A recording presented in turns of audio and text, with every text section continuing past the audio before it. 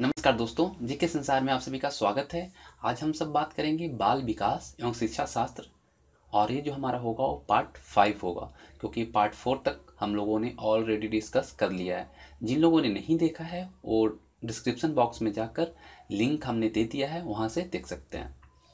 और अगर अभी तक आपने चैनल को सब्सक्राइब नहीं किया तो सब्सक्राइब कर लें। सब्सक्रिप्शन चार्ज बिल्कुल मुफ्त है, कोई चार्ज नहीं लगता। और अगर आपको वीडियो पसंद आती है तो लाइक और शेयर ज़रूर करें।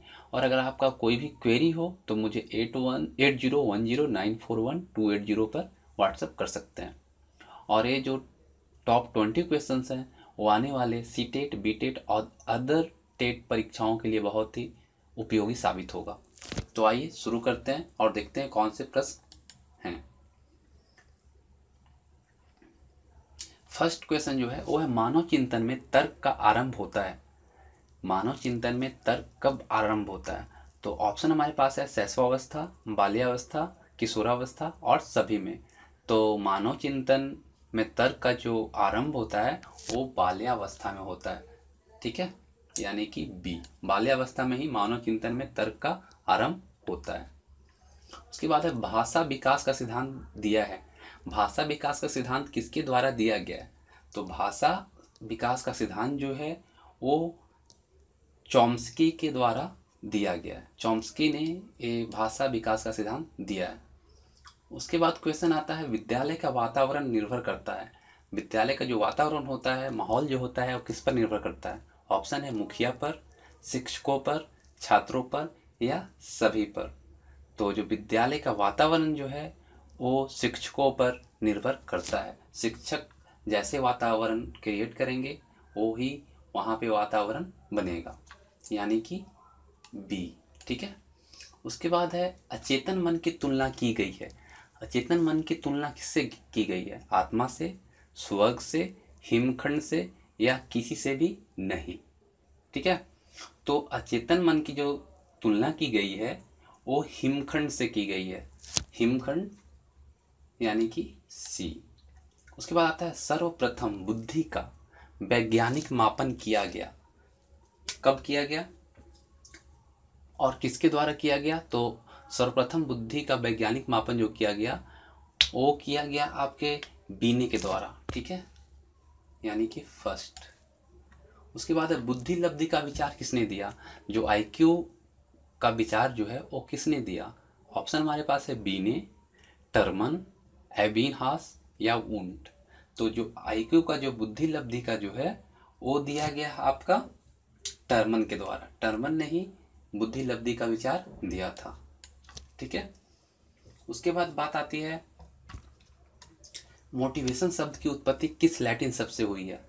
तो मोटिवेशन शब्द की जो उत्पत्ति हुई है वो मोटम से हुई है, और मोटम का मतलब होता है टू मूव, मतलब आगे बढ़ना। तो ये हमारा आंसर जो होगा वो बी होगा। उसके बाद आता है अभिप्रेरणा के संदर्भ में भोजन है। अभिप्रेरणा के संदर्भ में भोजन क्या है? आवश्यकता है, प्रोत्साहन है या फिर चालक है या प्रणोद है?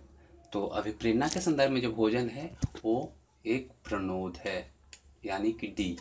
उसके बाद आता है रचनात्मक आकलन के लिए उचित उपकरण नहीं है। मौखिक प्रश्न, शस्त्र परीक्षा या प्रश्नोत्तरी। तो रचनात्मक आकलन के लिए जो उचित उपकरण नहीं है वो आपका है शस्त्र परीक्षा। ठीक है, यानी कि बी। उसके बाद आता है प्रिंसिपल ऑफ साइकोलॉजी पुस्तक के लेखक कौन है? ऑप्शन हमारे पास है William James, William Wundt, William Henry या विलियम बागले।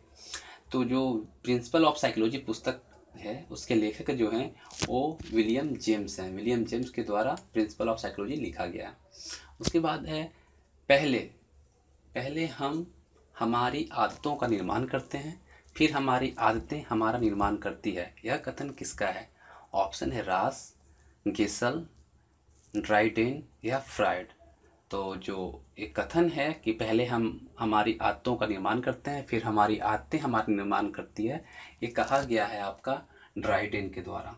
ठीक है, यानी कि सी।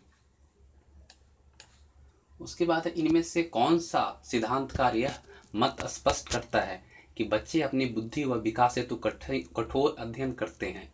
मैस्लो, सिकनर, पियाजे या बंडूरा, किसने कहा? तो इसका जो सही आंसर है वो है मैस्लो।